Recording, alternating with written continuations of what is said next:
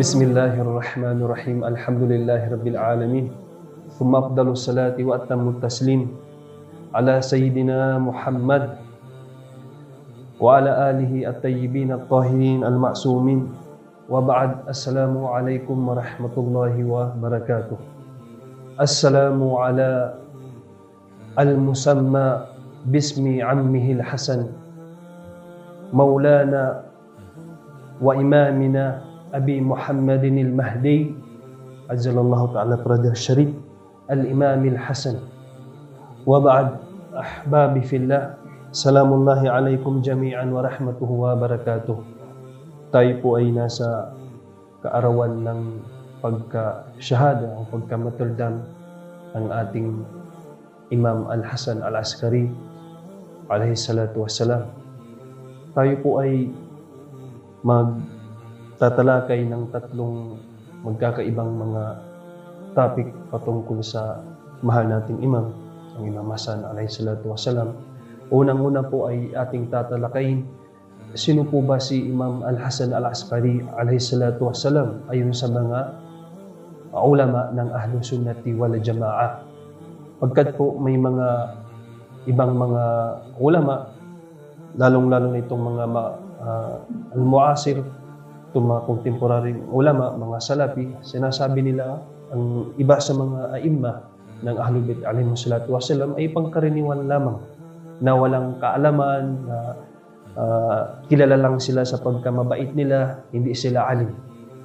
Inshallah, papatunayan po natin na ang ating Imam Hasan al-Askari ayon sa Ahlus Sunnati wal Jamaah, mga unang ulama, na sila ay hindi po pangkaraniwan na mga tao o kilala lang sa kanilang mga pagkamabait. Bagkus po sila ay isang faqih, may malalim na kaalaman, mufassir at iba pa. Pangalawa po, tatalakayin po natin ang isa sa mga kwento na nangyari sa kanya. Isa sa mga miracle o karama ng ating Imam Hasan al-Askari alayhi salatu wassalam. Pangatlo po ay magbibigay po tayo ng mga iilang mga pangungusap o mga ahadith o tawagin natin al-aqwal at-tahira mula sa ating mahal na Imam Hasan al-Askari alayhi salatu wassalam. Ngayon po ay ating puntahan. Ang unang paksa natin ay ang patungkol sa sino po ba si Imam Hasan al-Askari alayhi salatu wassalam ayon sa mga ulama. Dito sa kitab na Usul al-Muqaran, Fiqh al-Muqaran, ta'alif ni Ali Asghar Ridwani, Safha 19 ba'da al-mi'ah, 119, tahta unwan at-tariqa as-sabi'ah, al-maraji'iyyatu ad-diniyatu li ahli al-bayt alayhimus salam inda ahli sunnati wal jamaah. So nagbanggit po dito ang mga tatlong masadar, mga references o sources mula sa tatlong mga kilala na mga scholar ng Ahlus Sunnati wal Jamaah. Una po ay ang sinabi ni As-Sibd ibn al-Zawzi sa kitab na Tadhkiratul Khawas sa page 362. Sinabi po niya, wa kana aliman thiqatan rawal haditha an abihi an jaddih. Sabi ni As-Sibd ibn al-Zawzi, ang Imam Hasan al-Askari alayhi salatu wassalam, wa kana aliman thiqatan. Siya ay alim po. Siya po ay alim at thiqah. Siya ay mapagkakatiwalaang alim. Siya po ay, kumbaga, pinagririwayatan o kinukunan ng numerasyon na mula sa kanya. Sika po siya. Rawal haditha an abihi an jaddi. Siya ay nakapag-riwayat din, nakapagsalaysa ng mga narasyon, nakapag-ulat ng mga ahadith mula sa kanyang mahal na ama, an jaddi, at mula sa kanyang mga lolo o kanununuan alayhimus salatu wassalam. Yan po. Unang-una, siya po ay alim, thika, at siya po ay rawi. Allahu Akbar. Ang ating Imam Hasan al-Askari alayhi salatu wassalam. Ayon sa sinabi ni As-Sibd ibn al-Zawzi sa kitab na Tadhkiratul Khawas, page 362. Pangalawa po, sinabi po ni Al-Hadrami Ash-Shami sa Wasilatul Ma'ad. Sabi po niya, kana azim ash-sha'n jalil al-qadr. Ang Imam Hasan al-Askari alayhi salatu wassalam, azim ash-sha'n at jalil al-qadr. siya po ay napakadakila. Siya po ay napakadakila at may dakilang posesyon. Pangatlo po ay sinabi ni Al-Bastani sa kitab na Dairatul Ma'arif, volume 7, page 45. Sinabi po niya, Al-Hasan Al-Khalis ibn Ali Al-Hadi. Allahu Akbar. ذكروا له كثيرا من المناقب المعروفة في أهل هذا البيت الطالبي وظهر عليه الفهم والحكمة منذ حداثته. ما شاء الله.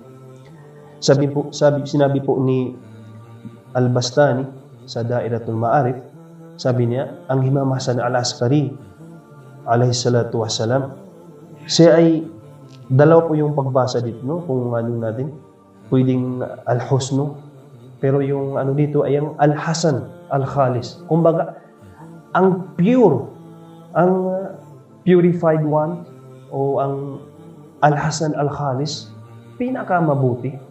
Anak ng Imam Ali Al-Hadi, An-Naqi. Siya po ay anak ng ating Imam Ali Al-Hadi, alayhimassalam. Dakaru lahu katiran min al-manaqib al-ma'rufa fi ahli hadal bayt at-talibiyyin.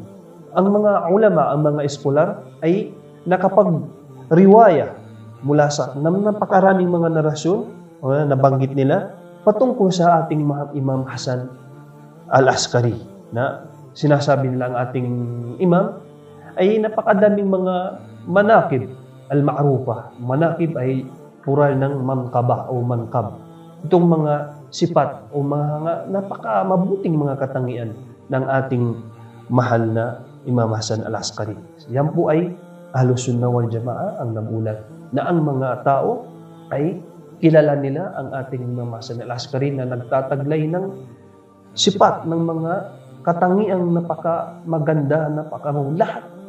Sila po ay ayon sa mga dua, no, sa mga ziyarah, jami'ah, al-kabira, yun po. At napakarami ang mga ziyarah, sila po ay malalaman natin sa pamagitan ng mga ziyarah, yung mga sipat na binigay sa kanila ni Allah subhanahu wa ta'ala. So, balikan po natin, dakaru lahu katiran min al-manaqib al-ma'rufa fi ahli hadal bayt talibihi.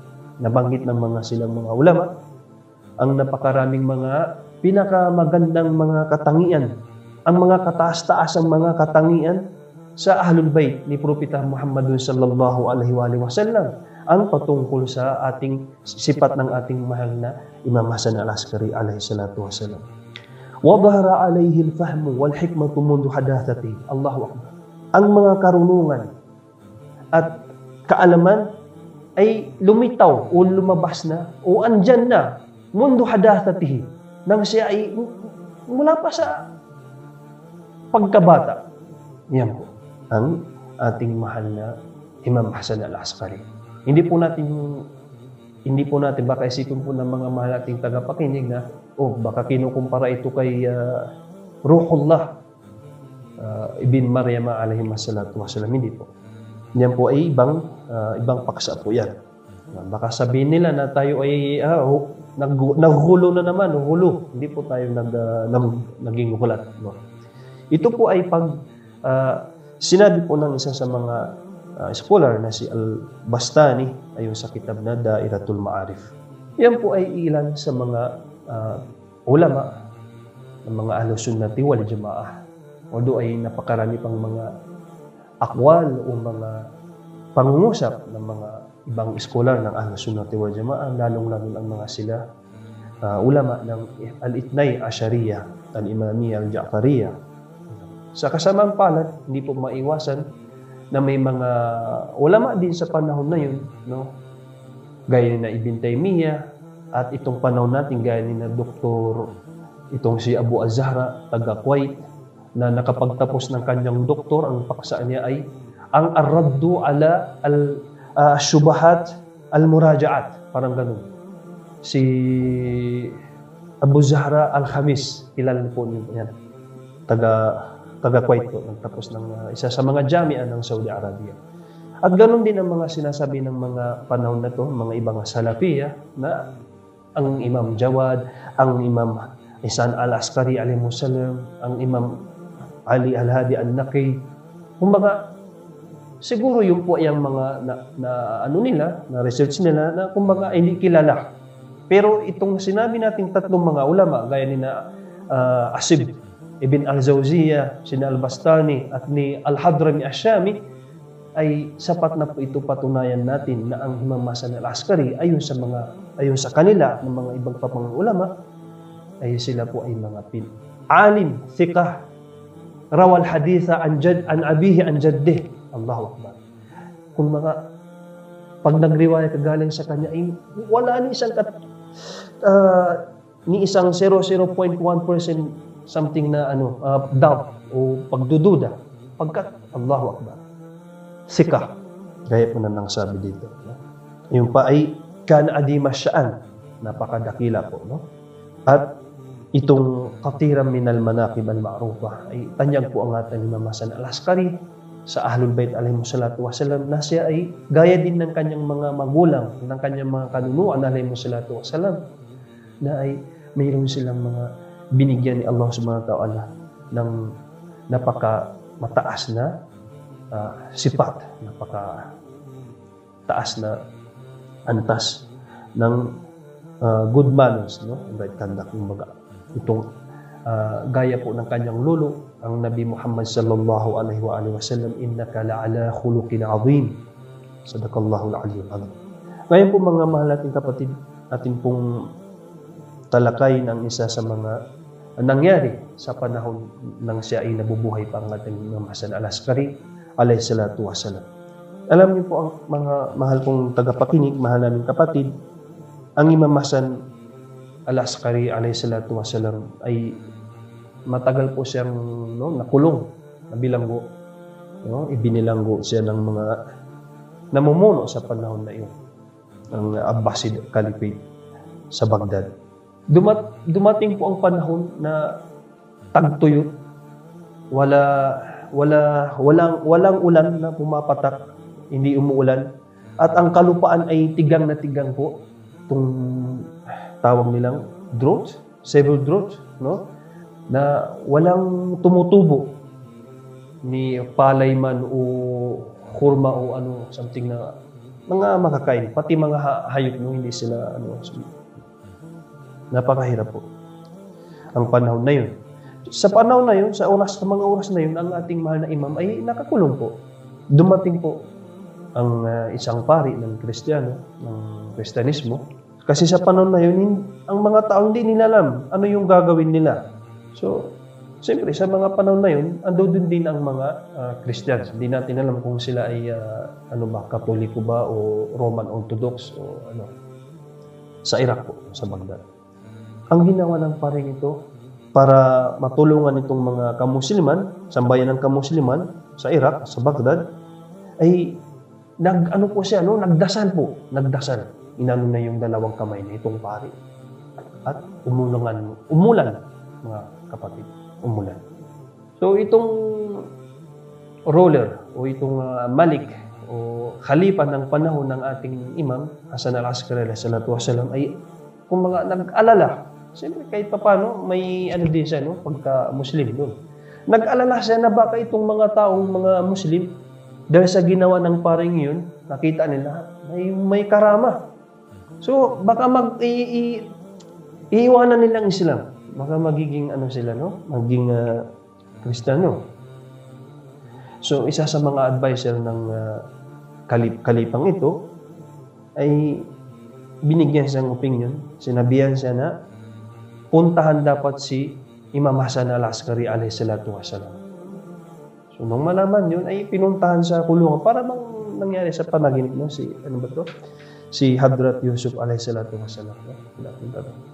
So nakalabas ang ating imam mula sa kulungan na yun at dinala siya sa Samarra na dating kapital ng Iraq, no? Ng caliphate nila noon.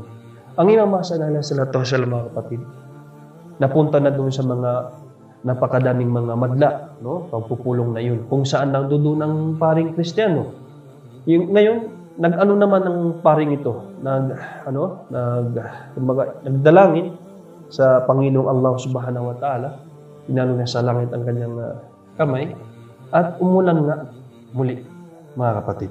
Nung masaksyan ng ating imam, ang Hasan al-Askari sallallahu alaihi wasallam, sabi niya sa kanyang mga mahal ng mga opinion, mga elite ng mga opinion, kunin niyo yung ano yung sa kamay niya. So, mahaba yung ano ng pare. Parang mga pope na ngayon yung mga ano na. So, umaga, nilito yun, no? Na ano dun, sa taligiran. Hanggang sa nakuha yung may ano dun, yung target ng imam, kinakuha. Binigay sa ating Imam Hasan al-Askari sallallahu alaihi wasallam, yung pala ay buto. Sabi ng Imam Hasan al-Askari sallallahu alaihi wasallam, ito ay mula sa mga buto ng mga isa sa mga nabi, anbiya, propeta ni Allah subhanahu wa ta'ala. Kumbaga, ito ay inulan hindi dahil sa paring yun, bagkus dahil sa baraka, dahil sa hurma ng banal na buto na yun. Yun ay mula sa mga buto ng mga banal na propeta, isa sa mga propeta. Kumbaga, may kitabarok sila o may kitawasul doon. Yan ay iba namang paksa yan po. Ngayon, ipinagpanalangin muli itong pari, no? Para umulan, sabi ng Imam Hasan al-Askari. Ngayon po mga kapatid, nasaksiyan ng lahat na wala nang isang patak ng ulan na bumaba mula sa langit. Ngayon, ang ating Imam Hasan al-Askari alayhi salatu wasalam ay kanyang inano yung sadyada niya, yung prayer map niya. Magsambayang siya ng 2 rak'ah at tapos nun ay bigla na lang ipinaulan ni Allah subhanahu wa ta'ala. Allahumma sallam. Sabi ng ating mahal na Imam Hasan al-Askari, ang bawat alap-up, clouds, ano po bang tawag dyan? Ulap. Ang bawat mga ulap na yan ay nagdadala ng tubig. Yan ay mga ulan. Pinaulan po ni Allah subhanahu wa ta'ala. At bumalik sumagana, naging fertile ang kalupaan. Yan po ay isa sa mga karama. O sa madaling salita ay yung tinatawag na sa fiqh, yung istisqa, yung paghingi na ipapaulan ni Allah subhanahu wa ta'ala. Yan po ay sa Sunni at sa Shia na mayroong tinatawag na dalangin o dasal para magkaulan. So, ang ating mahal na imam, alayhi salatu wasalam, sa nangyaring ito, siya ay buong malaya na. No? Hindi na siya nakulong muli, alayhi salatu wasalam. Siya po ay, gaya po lang sabi, ayon sa mga ulama ng Ahlus Sunnah wal Jamaah, gaya ng nasabi natin kanina, ay aliman sikatan. Ngunit sa ibang mga akwal o kasabihan ng mga silang ulama Ahlus Sunnah wal Jamaah, siya po ay nagtataglay ng pinakamalalim na ilm, ang ating Imam Hasan al-Askari alayhi salatu wasalam, sa lahat po ng larangan, sa lahat po ng aspeto ng buhay. Siya po ay may karunungan. At gaya po ng kanyang mga kanunuan, mga imam al-Athhar alayhi salatu wasalam, siya po ay napakasabur, sabur. Siya po ay napaka-patient o masabar. Kahit pa sa oras ng kapanahonan ng kagipitan o paghihirap o pagpapahirap sa kanya ng mga kaaway ng Islam, at siya po ay yung sipat na ghafir siya, no? Hindi lang siya maunawain, mapagmahal, mapagpatawad ang ating mahal na Imam Hasan al-Askari alayhi salatu wasalam. Kaya siya po ay tanyag, no? Panog o bantog. Hindi lang sa mga bababait ng mga tao o sa mga kamusliman ng Shia o ng Sunni, bagkus pati sa mga kaaway. Kaaway niya ay inirespeto siya. Kilala ang kanyang kanyang pagkatao, kilala ang kanyang bilang imam. Hanggang sa ang mga kalaban na ito ay nagiging followers ng ating Imam Al-Hasan al-Askari alayhi salatu wasalam. So Allah, ngayon po, puntahan po natin ang pangatlong paksa natin patungkol sa ating imam. Ito po ay tungkol sa kanyang mga salawikain o kasabihan o mga ahadith o al-aqwal at tahira ng ating Imam Hasan al-Askari alayhi salatu wasalam. Isa sa mga tanyag na sinabi ng ating Imam Hasan al-Askari alayhi salatu wasalam ay ang kanyang maluwalhating kasabihan. Sinabi po niya, ittaqullaha wa kunu lana zayna wa la takunu alayna shayna. Kayo ay magsitakot sa Allah subhanahu wa ta'ala wa kunu lana zainan. Kayo ay maging magandang dekorasyon para sa amin. Wala takunu alayna shayna. Huwag kayong maging sagabal o maging parang dumi, no? Kahit isa sa mga kasabihan ng ating mahal na imam na siya o isa sa mga imam, mga mania, alayhi salatu wassalam, na mabubuti lang ay yung sasabihin, no? Ang yung mga ginagawa. Law aliman nasu mahasina kalamina lattaba'una. Kung alam lang ng mga tao ang aming mga pangungusap, ang kabutihan, ang kagandahan ng aming mga winiwika, tunay nga itong mga tao ay susunod sa amin. Yan po. Sinabi pa po ng ating imam, khairu ikhwanika man nasiya dammaka wa dhakara ihsanaka ilay. So ito ay patungkol sa kapatiran. Hindi maiwasan ang magkakapatiran ay minsan hindi nagkakaunawaan. So naabot sa mga pagkikreate ng mga hindi pagkakaisa. No? Sabi ng ating imam, khairu ikhwanika man nasiya dammak wa dhakara ihsanaka ilay. Ang pinakamabuting mong kapatid ay yung taong kinalimutan niya ang iyong pagkakasala. Wa dhakara ihsanaka ilay. At kanyang minimension o kinukinto o isinasalaysay ang iyong kabaitan gaya ng pagtulong mo sa kanya. Ayan po. Sabi pa ng Imam Hasan alayhi salatu wassalam, ito ay patungkol sa hipokrito. Sabi po niya, bi'sal abdu addan yakunu da wajhayni wa da lisanayn. Ang pinakamasamang servant o alagad ni Allah subhanahu wa ta'ala ay yung alagad bi'sal abdu addan yakunu da wajhayn, dalawa ang mukha, wa da lisanayn, at dalawa ang dila. Naway tayo may pakukup sa Allah subhanahu wa ta'ala mula sa ganitong klase ng sifat o katangian ng tao. Sinabi pa ng ating Imam Hasan al-Askari alayhi salatu wassalam, la tumari payadhaba bahauk wala tumazih payujtara alaik.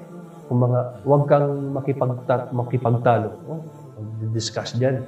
Huwag kang makapagtalo. Sa ibang riwaya pa, ang isang alama o katangian ng isang mabuting tao o alim ay iniwasan niya ang mujadala na hindi sa daang ni Allah subhanahu wa ta'ala. Isa sa mga kaugalian, no, sa tuwing magkakaroon ng mga debate ay ang adab na sinabi ni Allah subhanahu wa ta'ala, a'udhu billahi ud'u ila sabili rabbika bil hikmati wal mau'izatil hasana. Kung hindi magkaganito ang pakikipag-debate ay walang kabuluhan. Ito ay nakapagtatanggal ng ihtiram o respeto sa isang mu'min, isang mananampalataya. Kahit sinabi ng ating Imam Hasan al-Askari alayhi salatu wassalam, la tumari fayadhaba baha'uk. Huwag kang makipagtalo pa dyan upang hindi maalis ang iyong baha, ang ihtiram, ang iyong kadakilaan, ang iyong respeto. Sabi po niya, no? Ayon sa tafsir sa ayat ni Allah subhanahu wa ta'ala, banal na ayat, a'udhu billahi minasyaitonir rajim, wa qulu lin-nasi husna. Ang tafsir po ng ating Imam Hasan al-Askari alayhi salatu wassalam, qulu lin-nasi kullihim husna mu'minuhum wa mukhalifuhum. Itong sa ayat nito, ang tafsir ng ating Imam Hasan al-Askari alayhi salatu wassalam, qulu lin-nasi kullihim. Sabihin niyo o makiusap kayo o mangungusap kayo, mangaral kayo, magsasalita lamang kayo sa mga tao, sa lahat ng mga tao, husnan, ng mabait na salita. Mu'minuhum wa mukhalifuhum, na mananampalataya man sila o hindi. Ammal mu'minuna fayabsutu lahum wajha wa ammal mukhalifuna fayukallimhum bil mudara ila akhir. Ang pakikitungo natin sa ating kapwa mu'min na mananampalataya ay lalo pang maganda ang ating mga pananalita. At sa harap ng mga hindi naniniwala ay nasa pamamaraan ng mabubuting mujadala o itong kabanggit natin na ayat na may hikmah, no? Mau'izatil hasana, no? Sinabi pa ng ating Imam alayhi salatu wasalam, man wa'adha akhahu sirran pakazana wa man wa'adahu alaniyatan pakazana. Ito ay patungkol naman sa pagbibigay advice. So kadalasan nangyayari, nawawala tayo sa ating sarili, sa harap-harapan ng madla. O bakit mo ginawa? O bakit mo? Parang pinapahaya natin. So ito ay sinabi ng ating Imam Hasan al-Askari alayhi salatu wasalam, kumbaga sa dalawhan o sa sakritong lugar o na walang nakakarinig o na nakakita, yung pagbigay natin advice sa ating kapwang mananampalataya. Kasi pag nasa harapan, nasa madla, no, nasa publiko, waman wa'adahu alaniyatan faqad syana. Mga hindi mo siya binigyang halaga sa harap-harapan ng, no? Parang binawaliwala mo yung pagka niya, bilang pagka-humanity niya. Sabi pa ng ating Imam Hasan al-Askari, ito ay nasabi din ng ating mga masyayikh, gaya ni Sheikh Mastura at ng mga iba nating scholar. Sabi ng Imam Hasan al-Askari, qalbul ahmaqi fi famih wa famul hakimi fi qalbih. Ang puso ng ahmak, ano ba to? Stupido ba to? Tama po bang sabihin yun? Fi famih ay nasa bunganga. Wa famul hakim fi qalbih. At ang bibig ng isang hakim, may karunungan, may kaalaman, o may wisdom, no? Ay nasa kanyang puso. Kaya po, napakarami pong mga napakagandang mga wika ng ating mga imam. Ang Imam Hasan al-Askari alayhi salatu wasalam, siguro ito ay sapat na, at ito ang pinakahuli po na natin sabihin ay ang sabi po ng Imam Hasan al-Askari alayhi salatu wasalam, husnul surati jamalun zahir wa husnul aqli jamalun batin.